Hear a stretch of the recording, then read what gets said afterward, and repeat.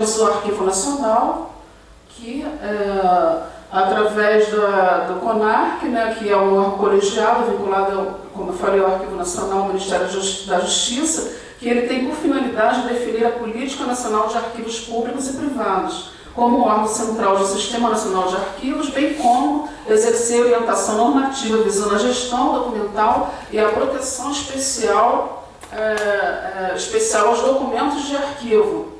Essas câmeras técnicas, elas se dividem em várias categorias. Há pouco tempo eles publicaram um manual ou guia sobre como você tratar documentos que passaram por inundação ou estão molhados, né?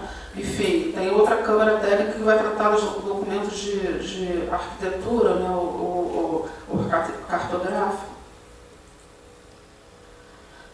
Tem a Câmara Técnica de Preservação de Documentos, ela foi instituída pela Portaria número 7, de 1995, ela tem o objetivo de atender as demandas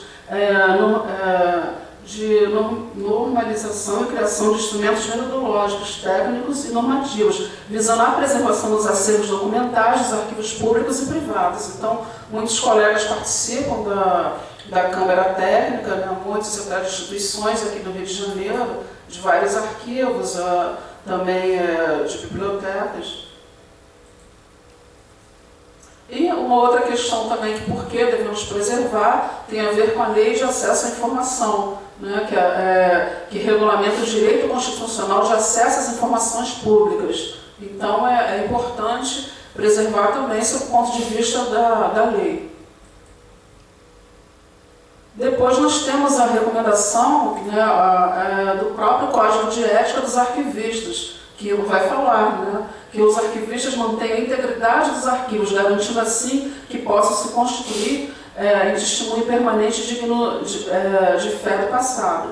E depois os arquivistas preservam a autenticidade dos documentos nos trabalhos de tratamento, conservação e pesquisa, ou seja, é o Código de Ética que está falando sobre o profissional, né, o arquivista, mas todos nós que trabalhamos em instituição de arquivos, não necessariamente que sejamos arquivistas, mas profissional que é do campo da conservação e da restauração, enfim, outros tantos que trabalham na colaboração numa instituição de arquivo, também tem que estar em consonância ao que diz a normativa, né, que é trabalhar para a preservação dessa documentação.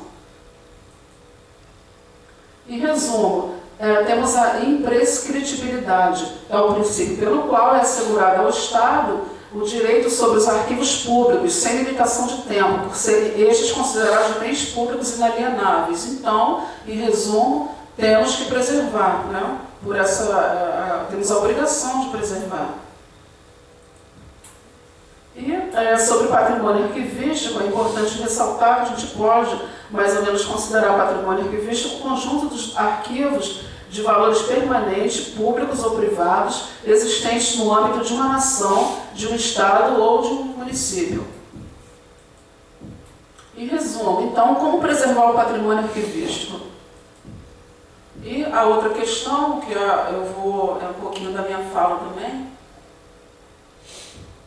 seria qual a contribuição da conservação preventiva nesse processo de preservação.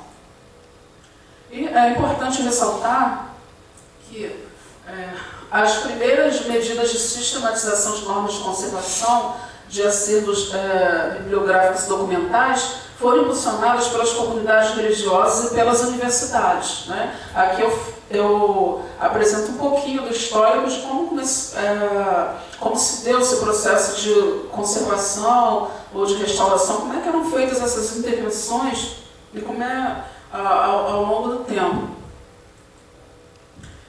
Objetivando, né, assim, preservar suas coleções de roupas e de degradações. Tem um livro, a dissertação do Aloysio, que ele vai falar sobre conservação, uma história, né, uma trajetória da conservação de acervos em suporte de papel no Brasil. Essa dissertação ela já virou um livro que foi publicado, também é muito interessante para quem quiser saber um pouco de como se deu essa trajetória. E na tese do Aloysio tem uma parte que ele apresenta mais ou menos um resumo de como é que se deu através do tempo a restauração. Primeiro, a restauração ela pode ser, ela é considerada como um ato sagrado, ou seja, um mistério, né? Uma pessoa, um grupo resolvia descobrir alguma forma de cuidar de um determinado documento usando um determinado produto e aí guardava digamos assim, essa receita, né? Depois a gente tem o ato empírico, que seria então essas receitas, a restauração artesã, e posteriormente a gente tem o ato científico, que é já a conservação e a restauração com uma base científica, com uma metodologia baseada em pesquisa e divulgação, principalmente na interdisciplinaridade. Eu vou falar um pouquinho sobre isso, bem resumidamente, né?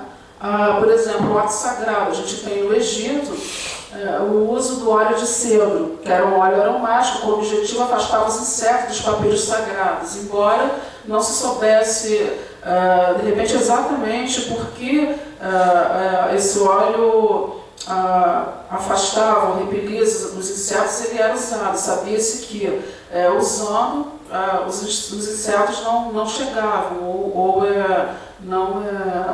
não destruíam, mas não exatamente qual a propriedade desse óleo e tudo mais, como hoje a gente poderia fazer, talvez. No procedimento, todas as folhas do livro ou documento eram lavadas a óleo de cedro ou perfumadas com casca de limão, de maneira a preservá-las. Depois a gente tem as fórmulas secretas, né? Os monges da Idade Média transmitiam de um convento para o outro receitas para a proteção dos pergaminhos, com o objetivo de manter a sua flexibilidade. As fórmulas e receitas secretas, as receitas divulgadas no âmbito monástico, tinham conotação em fórmulas mágicas e secretas, capazes de restituir qualidades perdidas por esse bem cultural. Aqui, por exemplo, tem essa ilustração, né, que foi tirada da dissertação do Aloysio, que mostra a inscrição de magia branca, que significa protegido por Cristo e pela Trindade, né? Então, onde estão ali aquela setinha apontando, fazia-se essas imagéticas e aí o livro, né, o texto estaria protegido, né, contra os ataques. Depois a gente vai passar para uma fase da conservação, que podemos dizer uma conservação científica, né? Que ela vai se caracterizar em meados do século XIX, as ações que exemplificam o fato de algo interdisciplinar entre as ciências consideradas puras, com a conservação e restauração do patrimônio cultural, né? Sobretudo da química. Aqui tem algumas ilustrações do século XIX, dos laboratórios de química dos museus reais de Berlim, né? Então há esse encontro entre a química, digamos assim, entre a ciência e a arte também, e na forma de se pensar a conservação, de se pensar a restauração. E, sobretudo, na elaboração, talvez já vá para aí, né, um amadurecimento de algumas teorias no campo da conservação e da restauração, de consolidação de alguns pensamentos, de elaboração dessas teorias. Essas instituições se dedicavam tão somente às práticas da conservação e da restauração, né, que antes era muito não saber fazer, né, o foco era na prática, né. E aí o que a gente vai ter já para o começo do século, começo do século XX? A Primeira Grande Guerra, né, de 1914-18, que vai ocasionar a destruição de monumentos, bibliotecas, arquivos e museus, testemunhos históricos em toda a Europa. Então, pode voltar ao anterior. Se antes o foco, né, da conservação e da restauração ele era pensado apenas da questão do objeto, né, com essa guerra, foi necessário pensar, né, isso contribuiu, de uma certa forma, para promover o desenvolvimento de pesquisas de laboratório sobre os efeitos dos inseticidas e bactericidas sobre os livros e documentos. Então, a gente vai caminhando para uma mudança de paradigma, né, uma nova maneira de abordar a preservação dos bens culturais. Originou-se, então, de uma conjunção de fatos, entre eles. A inundação, seguindo mais adiante, a inundação que aconteceu em Veneza na década de 60, em 66, e depois o descobrimento dos livros e documentos quebradiços nas bibliotecas e arquivos dos Estados Unidos. Era preciso não só pensar no item documental, mas pensar em todo esse conjunto, né? Aqui, como vai dizer Zúñiga, né, em ambos os casos foi de tal maneira elevado o número de itens atingidos, né, que os procedimentos usuais adotados para o tratamento das coleções, tratamento que era individualizado, demonstraram ser de todos improdutivos e ineficazes. E tem uma citação do Gael de Guiche, que vai dizer o seguinte: ele foi um dos precursores da utilização dos conceitos de conservação preventiva. Quem antes pensava em objetos, agora passa a pensar em coleções. Quem pensava em salas deve pensar em edifícios. Quem pensava em semanas deve pensar em anos. E quem pensava em pessoas deve pensar em equipe. Quem pensava em gasto a curto prazo deve pensar em investimento a longo prazo. Quem pensava no dia a dia deve pensar em alguns programas e prioridades. Então, aconteceu essa grande diferença, né, que foi introduzida com o conceito de conservação preventiva, que reside na ampliação do olhar direcionado para a instituição, que passa a ser vista como um todo, de forma integrada, a ser conduzida por meio de técnicas gerenciais.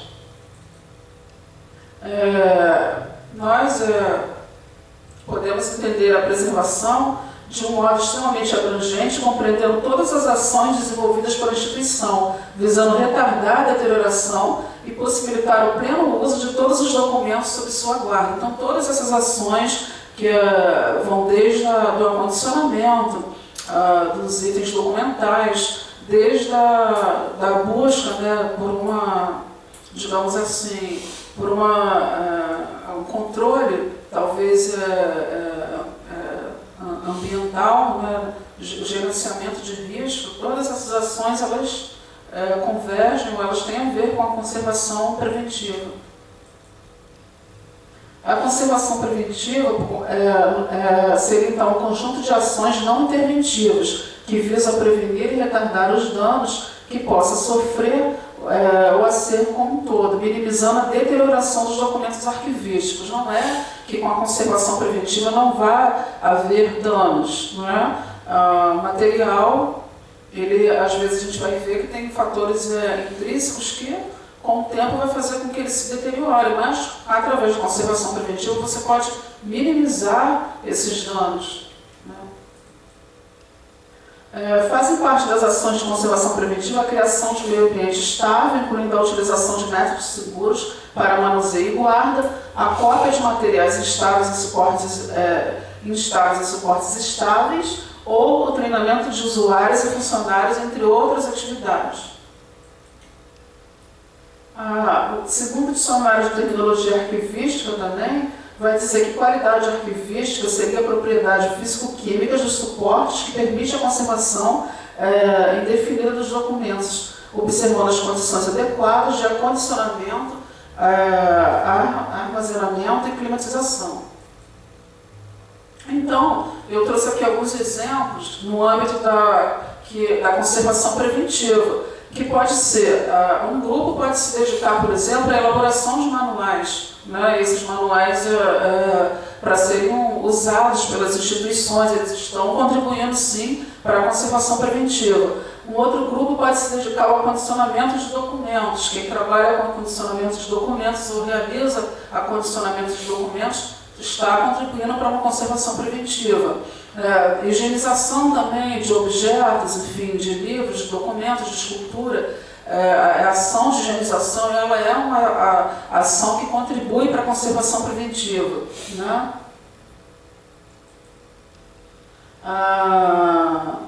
Depois também a gente pode ter outro grupo que vai trabalhar na verdade, focando, objetivando o desenvolvimento de treinamento de equipes. Um outro grupo pode trabalhar com a prevenção de acidentes, né? Enfim, ali eu coloquei de novo publicações, relatórios, laudos. Às vezes você tem instituição que disponibiliza um relatório de alguma ação de preservação que foi feita, e isso serve talvez como alguma diretriz, né, para outras instituições. Às vezes publicam teses ou dissertações, enfim, todas as publicações. As orientações também, quem trabalha com orientação para montagem de exposição, enfim, de obras, ou quem trabalha também com a divulgação da produção acadêmica, né? Tem a academia, né, enfim, pode organizar, as instituições também, mas a academia pode organizar, enfim, eventos como que está ali na seminárias, e, enfim, entre outros. É importante frisar, né, ressaltar que não existe conservação preventiva sem interdisciplinaridade, né? Precisamos de todas as outras áreas, ou de todas as áreas trabalhando em conjunto, cada um na sua especificidade, cada um com a sua especificidade de área, mas que convergem para uma boa ação da conservação preventiva. Ali eu coloquei algumas áreas que fazem parte do âmbito da conservação, da conservação e da restauração, né? E todas essas áreas como uma ação interdisciplinar. Não coloquei, eu poderia colocar muito mais áreas ali, cada vez aumentando mais essa mandala.